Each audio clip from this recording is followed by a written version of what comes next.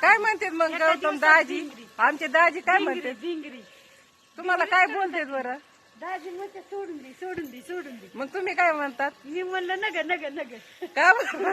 लंगडा लंगडा लंगडा अजून लंगडा लंगडा बरं लंगडा लंगडा. मग अजून काय म्हणतात मग? अजून म्हणते तू इथं राहच ना ग. मी म्हणलं "हे, मी देते काय तुला रात्रीतून तुझी पुरूनच येईन तुला पुरूनच येईन खालच्या टाकला खाली रात्रीतून पुरूनच येईन म्हणलं. अजून काय? हा हा? हा बघा ना इथं वाट्या बसून वडापाव खायचा रोज. विसरला काय तवा जाऊन द्या कुठं बी मी भेट नाही.